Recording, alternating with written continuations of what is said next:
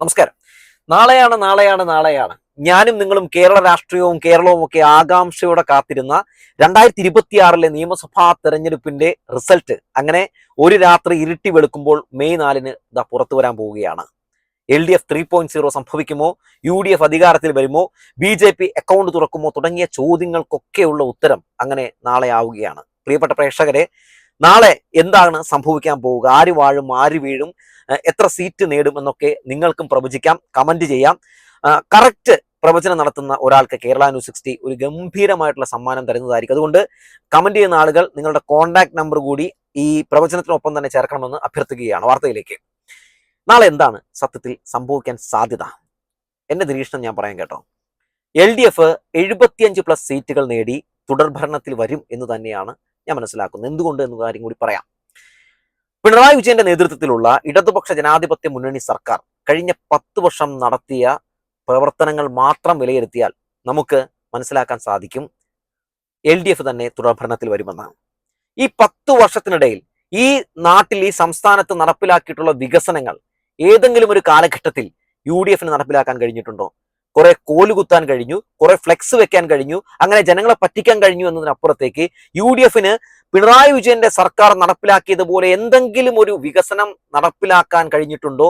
ഏതെങ്കിലും ഒരു പദ്ധതി പ്രാവർത്തികമാക്കിയതാ ഇതുപോലെ ജനങ്ങൾക്ക് അല്ലെങ്കിൽ നാടിന് സമർപ്പിക്കാൻ കഴിഞ്ഞിട്ടുണ്ടോ എന്ന് ചോദിച്ചാൽ ഇല്ല എന്ന് നമ്മുടെ നാട്ടിൽ എല്ലാവർക്കും തന്നെ അറിയാം. രണ്ടാമത്തെ കാര്യം, ഒരു ഘട്ടത്തിൽ പോലും ഈ സർക്കാർ ന്യൂനപക്ഷ വർഗീയതയോ ഭൂരിപക്ഷ വർഗീയതയോ താലോലിച്ചിട്ടില്ല. അതുകൊണ്ട് എന്താണ് സംഭവിച്ചത്? 10 വർഷത്തിനിടെ ഒരു വർഗീയ കലാപം പോലും നമ്മുടെ സംസ്ഥാനത്ത് നടന്നിട്ടില്ല എന്നുള്ളതാണ്. സംഘപരിവാറിനെതിരെ BJP സർക്കാരിന്റെ ജനദ്രോഹ നയങ്ങൾക്കെതിരെയൊക്കെ ശക്തമായ നിലപാട് സ്വീകരിക്കാൻ പിണറായി വിജയന്റെ സർക്കാരിന് കഴിഞ്ഞു എന്നുള്ളതാണ്.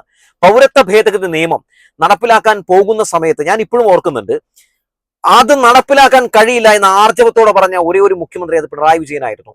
പൗരത്വ ഭേദഗതി നിയമം നടപ്പിലാക്കുമോ എന്ന് കോൺഗ്രസിന്റെ അധ്യക്ഷൻ മല്ലികാർജ്ജുൻ ഖർഗെയോട് മാധ്യമപ്രവർത്തകർ ചോദിച്ചപ്പോൾ അന്ന് അദ്ദേഹം പറഞ്ഞ നേരം വെളുക്കട്ടെ എന്നാണ്. ഈ സമയം വരെ അദ്ദേഹത്തിന് നേരം വെളുത്തിട്ടില്ല. പിന്നീട് ആ നിയമം പ്രാബല്യത്തിൽ വന്നപ്പോൾ ഇതേ മുഖ്യമന്ത്രി പിണറായി വിജയൻ പറഞ്ഞു ആ നിയമം കേരളത്തിൽ നടപ്പിലാക്കാൻ പറ്റില്ല എന്ന് പറഞ്ഞു. ചങ്കുറപ്പൊന്ന് കാണണേ. അതുകൊണ്ട് ചങ്കുറപ്പുള്ള നിലപാടുള്ള ഒരു ഇരട്ട ചങ്കൻ മുഖ്യമന്ത്രി, അത് കേരളത്തിനൊരു അഭിമാനം തന്നെയായിരുന്നു, ഒരു ചേല് തന്നെയായിരുന്നു. എല്ലാവർക്കും പിണറായി വിജയൻ എന്ന് കേൾക്കുമ്പോഴും കേരളത്തിന്റെ മുഖ്യമന്ത്രി പിണറായി വിജയനാണെന്ന് പറയുമ്പോഴും നമുക്കൊക്കെ ഒരു ആശ്വാസമായിരുന്നു, ഒരു കരുതലിന്റെ ഒരു വലിയ കരം തന്നെയായിരുന്നു പിണറായി വിജയന്റെ എന്നുള്ള കാര്യത്തിൽ തർക്കമൊന്നുമില്ല. ഇനി ആരോഗ്യ രംഗമെടുത്താലും, വിദ്യാഭ്യാസ രംഗമെടുത്താലും, വ്യവസായ രംഗമെടുത്താലും, ടൂറിസം രംഗമെടുത്താലും, തൊഴിൽ രംഗമെടുത്താലും, അങ്ങനെ ഏത് രംഗമെടുത്താലും എല്ലാ മേഖലകളിലും വലിയ രീതിയിലുള്ള വികസനങ്ങൾ ഇവിടെ നടപ്പിലാക്കിയിട്ടുണ്ട്. ആരോഗ്യരംഗത്തും വിദ്യാഭ്യാസ രംഗത്തും വ്യവസായ രംഗത്തും ഒക്കെ രാജ്യത്ത് തന്നെ നമ്മൾ ഒന്നാമതാണ് എന്നുള്ള കാര്യം കൂടി പറയാതെ വയ്യ. അതൊക്കെ എന്താണ് കാണിക്കുന്നത്? ഈ സർക്കാരിന്റെ മികവ് തന്നെയാണ്. രാജ്യത്തിന് തന്നെ മാതൃകയായിരുന്നു പിണറായി വിജയൻ സർക്കാർ എന്നുള്ളത് തന്നെയാണ് എടുത്തു പറയേണ്ടത്. അതിദാരിദ്ര്യമില്ലാത്ത രാജ്യത്തെ ആദ്യത്തെ സംസ്ഥാനമാക്കി പിണറായി വിജയൻ സർക്കാർ കേരളത്തെ മാറ്റിയതും അഭിമാനം തന്നെയാണ്. LDF 3.0 എന്തിനു വേണ്ടി എന്ന് ചോദിക്കുന്ന നിരവധി ആളുകളുണ്ട്. ആ ആളുകളുടെയൊക്കെ ID എടുത്ത് പരിശോധിച്ച് നോക്കിയാൽ അതൊന്നല്ലെങ്കിൽ UDF-കാരായിരിക്കും, അല്ലെങ്കിൽ BJP-കാരായിരിക്കും. അവർക്ക് വേണ്ടിയാണ് ഈ ഒരു ഉത്തരം എന്ന് പറയുന്നത്. LDF ഇല്ലാതായാൽ എന്ത് സംഭവിക്കുമെന്ന് ചോദിച്ചാൽ ഇവിടുന്ന് അറിയാമല്ലോ, ഇവിടുന്ന് ഈ LDF സർക്കാർ തുടച്ചു നീക്കിയ പലതും വീണ്ടും വരാൻ തുടങ്ങും. കഴിഞ്ഞ 10 വർഷത്തിനിടയിൽ ഈ LDF സർക്കാരിൽ ഏതെങ്കിലും ഒരു മന്ത്രിക്കെതിരെയോ ഏതെങ്കിലും MLA-ക്കെതിരെയോ ഒരു അഴിമതി ആരോപണം പ്രതിപക്ഷത്തിന് ഉന്നയിക്കാൻ കഴിഞ്ഞിട്ടുണ്ടോ? ഇല്ല.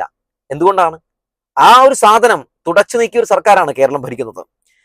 ഒരു രംഗത്തും അഴിമതി എന്ന ഒരു കണം പോലും കാണാൻ സാധിക്കില്ല. പക്ഷെ UDF അധികാരത്തിൽ വന്നാലോ അഴിമതി എന്ന് പറയുന്ന കലാരൂപമൊക്കെ തിരിച്ചു വരുന്ന സാഹചര്യം ഉണ്ടാകും. മാത്രവുമല്ല, സ്ത്രീകളൊക്കെ എത്രമാത്രം സുരക്ഷിതരായിരുന്നു. ഈ സർക്കാരിന്റെ കാലഘട്ടത്തിലല്ലേ പല സ്ത്രീകളും തങ്ങൾക്കുണ്ടായ ദുരനുഭവങ്ങൾ തുറന്നു പറയുന്ന സാഹചര്യം ഉണ്ടായത്. അതിജീവിതക്കൊപ്പം നിന്ന ഒരു സർക്കാരിനെ നമ്മൾ കണ്ടില്ലേ? വേട്ടക്കാരനൊപ്പം നടന്ന UDF-കാരെ നമ്മൾ കണ്ടു അല്ലെ? പല ഘട്ടത്തിലും കണ്ടിട്ടുണ്ട്. ഈ കേസുമായി ബന്ധപ്പെട്ടതിന്റെ വിധിയൊക്കെ വരുന്നതിന് മുമ്പ് ആ വേട്ടക്കാരന്റെ കൈ പിടിച്ചിരുന്ന UDF-ന്റെ പല MLA-മാരെയും മന്ത്രിമാരെയും ഒക്കെ നമ്മൾ കണ്ടിട്ടുണ്ട്.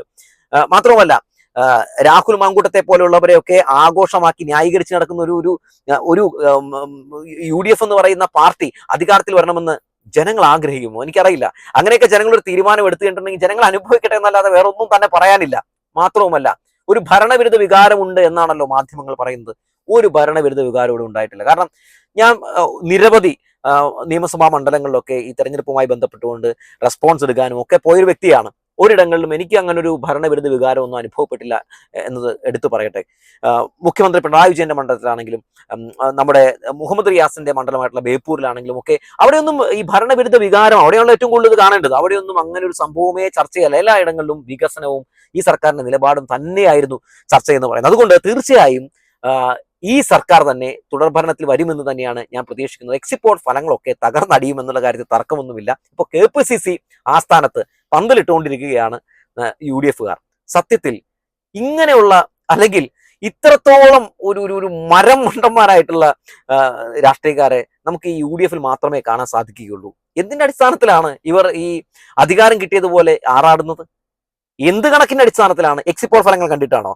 എക്സിറ്റ് പോൾ ഫലങ്ങൾ പല സമയത്തും പലപ്പോഴുമായി മാറി മറഞ്ഞു വന്നിട്ടുള്ള ചരിത്രമാണ് നിലവിലുള്ളത്.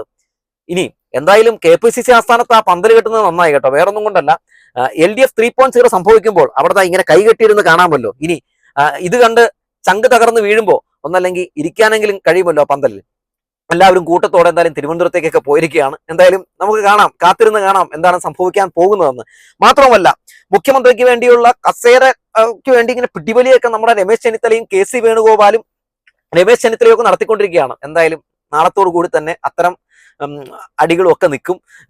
ഇതൊക്കെ വെറുതെ ആയിപ്പോയില്ല ഈശ്വര എന്ന് ആലോചിക്കും. അപ്പോൾ എല്ലാവരും പലരും ചിന്തിക്കുകയും മാധ്യമങ്ങളിൽ രാവിലെ മുതൽ UDF അധികാരത്തിൽ വന്നതുപോലെയാണല്ലോ പല മാധ്യമ പ്രവർത്തനമൊക്കെ പലതും അവതരിപ്പിക്കുന്നത്. മാത്രമല്ല UDFന്റെ സ്ഥാനാർത്ഥികളെ വിളിച്ച് ആശംസകൾ നേരുന്നു, നിങ്ങൾ മന്ത്രിയാകുമോ എന്ന് ചോദിക്കുന്നു. ഇതെന്താണ് ഇങ്ങനെ സംഭവിക്കുന്നത്? ഇടതുപക്ഷത്തിന് ആരുടെ അടുത്തും അങ്ങനെ ചോദിക്കുന്നില്ലല്ലോ എന്നൊക്കെ പലർക്കും തോന്നുന്നുണ്ടോ? അതിനുള്ള ഉത്തരം കൂടി ഞാൻ പറയാൻ കേട്ടോ. അതായത് മാധ്യമങ്ങൾക്ക് ആവശ്യം എന്താണ്? റേറ്റിംഗ് ആണ്.